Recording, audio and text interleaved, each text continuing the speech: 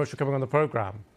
Thanks for having me. What's your reaction to the information we are now starting to learn out of Iran?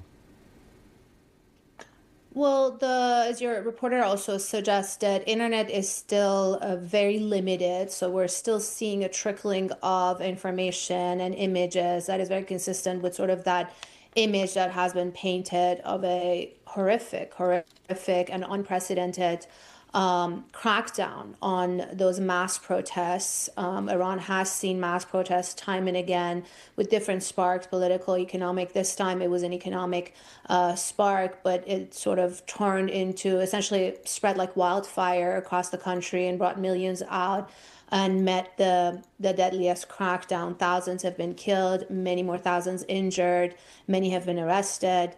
And it's just a serious legitimacy crisis, the embodiment of that crisis that the state, the Islamic Republic, is dealing with inside the country.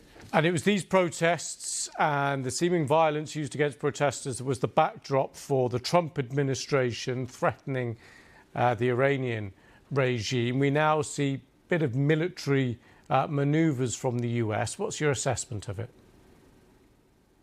Well, I think the U.S. is sending a little bit of mixed signals. I don't think the well-being of Iranian protesters or, free speech or the freedom to protest is really the main concern of the administration here. And just as a proof to that, we can see what's happening domestically here in the U.S., Minnesota, and elsewhere.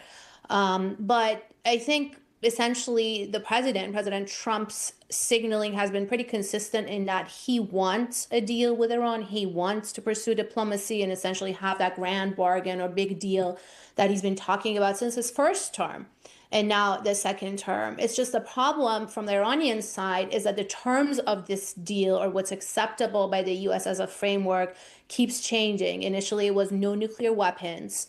Then they engaged in negotiations and the goalpost moved to no enrichment, essentially no civilian program, not just a weapons program. And now there's talk of the missiles program being on the table, Iran's alliance with its allies, these groups, militias in the region. So I think where the two sides stand is just so far away that the path to diplomacy seems impossible, and that just leaves sort of a path for more conflict.